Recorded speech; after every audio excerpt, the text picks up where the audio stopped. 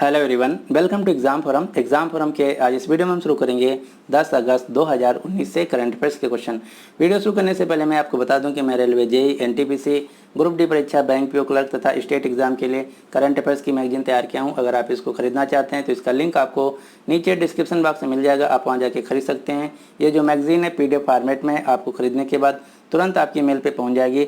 और इस मैगजीन में आपको जनवरी 2018 से लेके 31 जुलाई 2019 तक के 1500 क्वेश्चन मिलने वाले हैं। ये सभी क्वेश्चन फुल डिटेल के साथ हैं।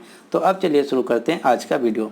आज का पहला क्वेश्चन है, हाल ही में समग्र शिक्षा जल सुरक्षा अभियान किस मंत्रालय के द्वारा शुरू किया गया है? तो समग्र शिक्षा जल सुरक्षा अभियान शुरू किया गया है केंद्रीय मानव संसाधन विकास मंत्रालय के द्वारा, यानी कि इस क्वेश्चन का सही आंसर है बी। जो समग्र शिक्षा जल सुरक्षा अभियान है, इसका उद्देश्य है देश के सभी स्कूली छात्रों के बीच जल संरक्षण के बारे में जागरूकता फैलाना। जो वर्तमान में भारत के केंद्रीय मानव विकास संसाधन मंत्रालय के मंत्री हैं, इनका नाम है रमेश पोखरियाल निशंक, जो कि उत्तराखंड के हरिद्वार शहर से लोकसभा सांसद हैं। अगला क्वेश्चन नंबर 2, हाल ही में 66वें राष्ट्रीय फिल्म पुरस्कारों में बेस्ट फीचर फिल्म का पुरस्कार किसे दिया गया है? तो बेस्ट फीचर फिल्म का पुरस्कार दिया गया है हेलेरो फिल्म को, जो कि एक गुजराती भाषा की फिल्म है। जो राष्ट्रीय फिल्म पुरस्कार हैं, ये भारत में सिनेमा जगत में दिए जाने वाले सबसे महत्वपूर्ण पुरस्कार हैं और इनको भारत सरकार के द्वारा दिया जाता है। जो राष्ट्रीय फिल्म पुरस्कार 2019 हैं, ये इस साल के थे 66वें नंबर के, यानी कि इसका था 66th एडिशन। यहाँ से आपको 4-5 क्वेश्चन याद रखना है। इसके अलावा मैंने इस पर फुल डिटेल में एक वीडियो भी बनाया हुआ हूँ राष्ट्रीय फिल्म पुरस्कार 2019 पे, अगर आप उसको नहीं देखें तो उसको जरूर देखिएगा। यहाँ से अन्य क्वेश्चन जो आपको याद रखना, उनमें से सबसे पहला जो अभी मैं बताया, राष्ट्रीय फीचर फिल्म अवार्ड 2019 दिया गया है हेलेरो फिल्म को, जो कि गुजराती भाषा की फिल्म है। बेस्ट हिंदी फिल्म का अवार्ड दिया गया है अंधाधुंध फिल्म को। बेस्ट अभिनेता का अवार्ड दिया गया है दो लोगों को, आयुष्मान खुराना को बधाई हो फिल्म के लिए, विक्की कौशल को उरी द सर्जिकल स्ट्राइक के लिए। बेस्ट अभिनेत्री का अवार्ड दिया गया कीर्ति सुरेश को महानती फिल्म के लिए, जो कि तेलुगु भाषा की फिल्म है। और बेस्ट पॉपुलर फिल्म अवार्ड दिया गया है बधाई हो फिल्म के लिए। तो ये थे कुछ अवार्ड। इसके साथ ही साथ आपको 2 क्वेश्चन और याद रखना है, जिनमें से पहला है 66वें राष्ट्रीय फिल्म पुरस्कारों के जूरी हेड थे राहुल रवेल, यानी कि इनका काम था जो फिल्म आई थी उनमें से सिलेक्ट करना था कि किस फिल्म को अवार्ड दिया जाए या किस फिल्म को अवार्ड ना दिया जाए। और इसके अलावा मोस्ट फिल्म फ्रेंडली स्टेट का पुरस्कार दिया गया है उत्तराखंड राज्य को। तो ये थे कुछ क्वेश्चन जो कि राष्ट्रीय फिल्म पुरस्कार 2019 से रिलेटेड थे। अगला क्वेश्चन नंबर 3, हाल ही में चार्ली चैपलिन पुरस्कार 2019 से किसे सम्मानित किया जाएगा? तो चार्ली चैपलिन पुरस्कार 2019 दिया जाएगा स्टीव कूगन को। जो चार्ली चैपलिन पुरस्कार है, ये कॉमेडी के क्षेत्र में दिया जाता है। किसके द्वारा? तो ये दिया जाता है BAFTA बाफ्टा के द्वारा। बाफ्टा का फुल फॉर्म है British academy of film and television institute, जो कि लंदन में स्थित है। इसके द्वारा कॉमेडी के क्षेत्र में दिया जाने वाला चार्ली चैपलिन पुरस्कार इस साल दिया जाएगा स्टीव कूगन को। स्टीव कूगन जो कि इंग्लिश एक्टर, कॉमेडियन और प्रोड्यूसर हैं। अगला क्वेश्चन नंबर 4, हाल ही में सरकार ने किस योजना के तहत स्वच्छ परिवहन को बढ़ावा देने के लिए 5595 इलेक्ट्रिक बसों की मंजूरी दी? यहाँ पे आपको एक वर्ड मेंशन कर लेना है, इलेक्ट्रिक बसें। तो ये दिया गया है फेम योजना के तहत, यानी कि इस क्वेश्चन का सही आंसर है सी। अब हम देख लेते हैं कि फेम योजना का उद्देश्य क्या है और इससे फ़ायदा क्या होने वाला है। तो ये जो 5595 इलेक्ट्रिक बसें हैं, ये भारत के 22 राज्यों तथा सभी केंद्र शासित प्रदेशों में के 66 शहरों में चलाई जाएंगी। इस योजना के तहत जो ये बसें चलाई जाएंगी, इनसे ये अंदाज़ा लगाया गया है कि ये जब 4 मिलियन किलोमीटर की दूरी तय कर लेंगी तो इनसे 1.2 बिलियन लीटर ईंधन की बचत होगी, जैसे डीजल और पेट्रोल। इसके साथ ही साथ 2.6 मिलियन टन CO2 उत्सर्जन में कमी आएगा इस 5500 इलेक्ट्रिक बसों के द्वारा, जो कि फेम योजना के तहत चलाई गई हैं। और यहाँ से बहुत बार एग्जाम में क्वेश्चन पूछा जा चुका है कि फेम योजना का फुल फॉर्म क्या है और ये किस मंत्रालय के द्वारा चलाई गई है। तो फेम, इसका पूरा नाम है फेम इंडिया, जिसका फुल फॉर्म है faster adoption and manufacturing of hybrid and electric vehicle in India, ये है इसका फुल फॉर्म। और ये स्कीम चलाई गई है ministry of heavy industries and public enterprise के द्वारा, जिसको हिंदी में बोला जाता है भारतीय उद्योग एवं लोक उद्यम मंत्रालय, जिसके वर्तमान में मंत्री हैं अरविंद सावंत। अगला क्वेश्चन नंबर 5, हाल ही में अंतर्राष्ट्रीय विश्व स्वदेशी व्यक्ति दिवस कब मनाया गया है? तो अंतर्राष्ट्रीय विश्व स्वदेशी व्यक्ति दिवस मनाया जाता है प्रतिवर्ष 9 अगस्त को, यानी कि इस क्वेश्चन का सही आंसर है सी। जो अंतर्राष्ट्रीय विश्व स्वदेशी दिवस है ये मनाया जाता है संयुक्त राष्ट्र दिवस के द्वारा, जिसका उद्देश्य जनसंख्या समूहों की जरूरतों के बारे में जागरूकता के बारे में लोगों के प्रति प्रोत्साहित करना, यानी कि इस क्वेश्चन का सही आंसर है सी। जो संयुक्त राष्ट्र है इसका मुख्यालय है अमेरिका के न्यूयॉर्क शहर में। इसकी स्थापना हुई थी 24 अक्टूबर 1945 को और वर्तमान में संयुक्त राष्ट्र के अध्यक्ष हैं, हेड हैं, जनरल सेक्रेटरी हैं एंटोनियो गुटेरेस, जो कि पुर्तगाल देश से हैं। अगला क्वेश्चन नंबर 6, हाल ही में एशिया बुक ऑफ रिकॉर्ड्स में किस संग्रहालय का नाम शामिल किया गया है? तो अभी एशिया बुक ऑफ रिकॉर्ड्स में विरासत ए खालसा, जो कि आनंदपुर साहिब पंजाब में स्थित है, इसका नाम शामिल किया गया है। क्यों इसका नाम शामिल किया गया है? क्योंकि जो विरासत ए खालसा संग्रहालय है यहाँ पर सिर्फ एक दिन में, जो कि 20 मार्च 2019 को 20,569 विजिटर्स अकेले एक दिन आए, जो कि पूरे एशिया में किसी संग्रहालय में जाने वालों में सबसे ज़्यादा है, इसलिए इसको एशिया बुक ऑफ रिकॉर्ड्स में शामिल किया गया। जो विरासत ए खालसा संग्रहालय है ये आनंदपुर साहिब पंजाब में स्थित है। यहाँ पे लगभग 500 वर्ष पुरानी सिख समुदाय के लोगों से संबंधित वस्तुएं रखी हुई हैं, यानी कि इस क्वेश्चन का सही आंसर है सी। अगला क्वेश्चन नंबर 7, हाल ही में किस देश के क्रिकेट बोर्ड ने नई ट्रांसजेंडर समावेशी नीति की घोषणा की है? तो ये ऐसा किया गया है ऑस्ट्रेलिया क्रिकेट बोर्ड के द्वारा, यानी कि इस क्वेश्चन का सही आंसर है ए। जो नई ट्रांसजेंडर समावेशी नीति घोषणा की गई है, इसके तहत जो ऑस्ट्रेलिया देश है इसके क्रिकेट में जो ट्रांसजेंडर समुदाय के लोग हैं ये भी खेल सकेंगे। जो ऑस्ट्रेलिया देश है इसकी राजधानी है कैनबरा। यहाँ पे जो मुद्रा चलती है इसका नाम है ऑस्ट्रेलियन डॉलर। और ऑस्ट्रेलिया के अभी नए प्रधानमंत्री बने हैं स्कॉट मॉरिसन। और वर्तमान में पूरी दुनिया का जो सबसे बड़ा क्रिकेट स्टेडियम है ये भी ऑस्ट्रेलिया में स्थित है, जिसका नाम है मेलबर्न क्रिकेट ग्राउंड। इसकी कैपेसिटी है लगभग 1 लाख।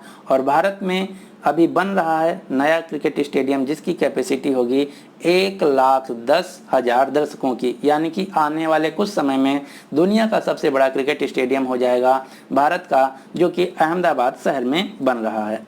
अगला क्वेश्चन नंबर 8, हाल ही में किस भारतीय ग्रैंड मास्टर ने 2019 belt and road China human international chess tournament को जीत लिया है? तो इसको जीत लिया गया है भारत के सूर्य शेखर गांगुली के द्वारा, यानी कि इस क्वेश्चन का सही आंसर है ए। चेस को हिंदी में बोला जाता है शतरंज। आज की इस वीडियो का हम टारगेट रखते हैं 2000 लाइक और शेयर का। मैं बहुत दिनों से ये टारगेट पूरा करना चाहता हूं, लेकिन अभी तक पूरा नहीं हुआ है। अगर आप सभी लोग हमारा साथ देते हैं तो एक दिन ये ज़रूर पूरा होगा। आपके पास जितने भी दोस्त हैं तैयारी करने वाले, उन सभी को हमारे चैनल के बारे में बताइए, क्योंकि मैं हर वीडियो में कुछ नया लाने की कोशिश करता हूं और हर वीडियो में मैं ज़्यादा से ज़्यादा क्वेश्चन भी कवर करता हूं। तो उम्मीद करते हैं कि आज का ये टारगेट हमारा ज़रूर पूरा होगा। आज का अगला क्वेश्चन है कि हाल ही में देश में स्तनपान शिशु और युवा बच्चों के आहार के तरीकों में कौन सा राज्य शीर्ष पे रहा? तो इसमें नंबर 1 रहा मणिपुर राज्य, यानी कि इस क्वेश्चन का सही आंसर है ए। जो स्तनपान शिशु और युवा बच्चों के आहार की जो रैंकिंग जारी की गई है ये जारी की गई है भारत के केंद्रीय स्वास्थ्य और परिवार कल्याण मंत्रालय द्वारा, जिसके वर्तमान में मंत्री हैं डॉक्टर हर्षवर्धन। डॉक्टर हर्षवर्धन दिल्ली के चांदनी चौक से लोकसभा सांसद हैं।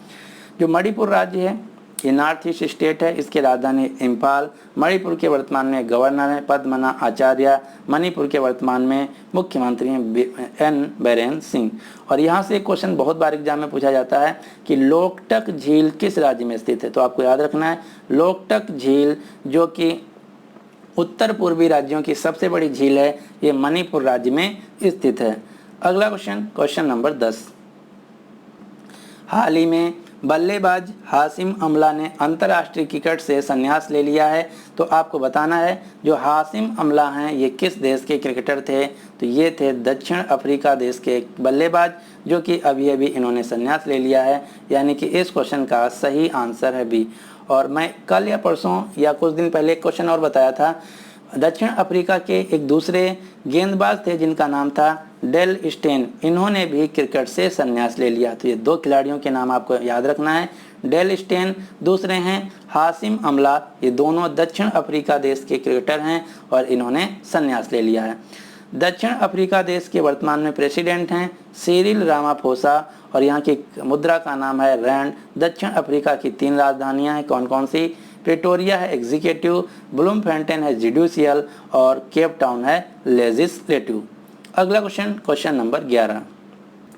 हाल ही में एथनोलॉग, जो कि एक वेबसाइट है, एक एनजीओ है, के अनुसार किस देश में सर्वाधिक जीवित देसी भाषाएं हैं? जीवित देसी भाषाएं का मतलब ये है कि उस देश में वहाँ के नागरिकों के द्वारा डेली आम बोलचाल की भाषा में बोली जाने वाली भाषाएं। तो डेली आम जीवन में बोली जाने वाली भाषाएं पूरी दुनिया में सबसे ज़्यादा हैं पपुआ न्यू गिनी। यानी कि इस क्वेश्चन का सही आंसर है ए। अब आपको मैं एक चार्ट दिखाता हूं जो कि आपको याद रखना है। इस रिपोर्ट के अनुसार पूरी दुनिया में सबसे जीवित भाषाएं हैं पपुआ न्यू गिनी में कितनी? 840। यानी कि जो पपुआ न्यू गिनी देश है, यहाँ के लोगों के द्वारा 840 भाषाएं बोली जाती हैं। दूसरे नंबर पे है इंडोनेशिया, यहाँ के लोगों के द्वारा डेली आम बोलचाल की भाषा में 710 भाषाएं बोली जाती हैं। तीसरे नंबर पे है नाइजीरिया, जहाँ पे 524 भाषाएं बोली जाती हैं। और चौथे पे है अपना प्यारा भारत, जहाँ 453 डेली आम बोलचाल की भाषा में भाषाएं बोली जाती हैं। और 5वें नंबर पे है United states of America USA. तो ये 5 देशों के नाम आपको याद रखना है, साथ ही साथ ये डेटा भी आपको याद रखना है। नंबर 1 पे पपुआ न्यू गिनी और चौथे नंबर पे है भारत, जहाँ पे 453 डेली आम बोलचाल की भाषा में भाषाएं बोली जाती हैं। और जो एथनोलॉग एनजीओ है, इसके अनुसार पूरी दुनिया में वर्तमान में 7111 जीवित भाषाएं हैं जिनका डेली आम बोलचाल की भाषा में उपयोग किया जाता है। और एक क्वेश्चन जो कि मोस्ट इम्पॉर्टेंट है, संयुक्त राष्ट्र प्रतिवर्ष किसी भी चीज़ को जागरूकता फैलाने के लिए उस वर्ष को किसी न किसी थीम पे आधारित उसका नाम रखा जाता है। तो इस साल का जो संयुक्त राष्ट्र ने 2019 का वर्ष दिया है, ये रखा गया देसी भाषाओं का वर्ष। यानी कि पूरे वर्ष 2019 में देसी भाषाओं पर जोर दिया जाएगा, जिससे कि जो स्थानीय भाषा हैं उनको बढ़ावा मिले। तो अगर क्वेश्चन पूछा जाए कि 2019 को संयुक्त राष्ट्र ने किस वर्ष के नाम पे घोषित किया है, तो उत्तर होगा देसी भाषाओं का वर्ष। अगला क्वेश्चन नंबर 12। हाल ही में नागासाकी दिवस कब मनाया गया है? तो आप सभी को पता होगा, इतिहास का सबसे काला दिन नागासाकी दिवस जो है प्रतिवर्ष मनाया जाता है 9 अगस्त को। क्यों?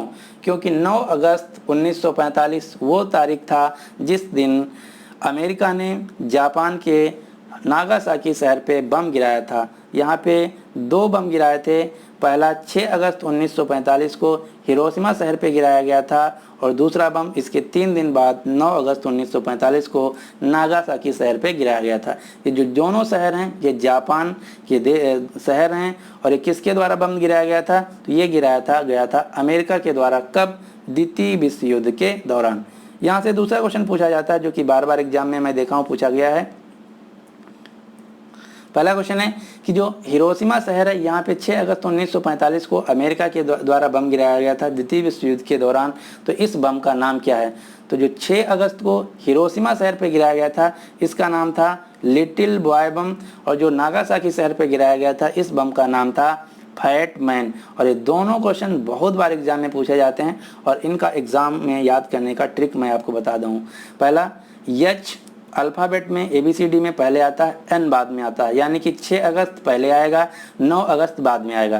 तो 6 अगस्त जाएगा हिरोशिमा के साथ और 9 अगस्त जाएगा नागासाकी के साथ। दूसरा, जो लिटिल है, लिटिल का मतलब छोटा, तो तारीख है आपके पास 2, 6 और 9। तो लिटिल जाएगा 6 के साथ, बाकी का जो दूसरा बच्चा फैट मैन जाएगा 9 अगस्त के साथ। तो 4-5 क्वेश्चन आपको याद रखना है। तो ये थे आज के करंट अफेयर्स के क्वेश्चन। अब आपके लिए क्वेश्चन क्या है कि हाल ही में अंतरिक्ष विज्ञान के क्षेत्र में विक्रम साराभाई पत्रकारिता पुरस्कार दिए जाने की घोषणा किसके द्वारा की गई है? तो इस क्वेश्चन का जो सही आंसर है आपको नीचे कमेंट बॉक्स में देना होगा। तो उम्मीद करते हैं कि आपको वीडियो पसंद आया होगा। अगर आपको वीडियो पसंद आया है तो प्लीज़ इस वीडियो को लाइक कीजिए और अपने सभी दोस्तों के साथ जो किसी भी एग्जाम की तैयारी कर रहे हैं उनके साथ शेयर कीजिए। अगर अभी तक हमारे चैनल एग्जाम फॉर्म अकेडमी को आप सब्सक्राइब नहीं किए हैं तो इसको सब्सक्राइब करके नोटिफिकेशन बेल को ऑन रखिएगा, जिससे कि मैं जैसे वीडियो अपलोड करूं आपको तुरंत मैसेज पहुंच जाए। So finally thanks for watching and good luck for your exam.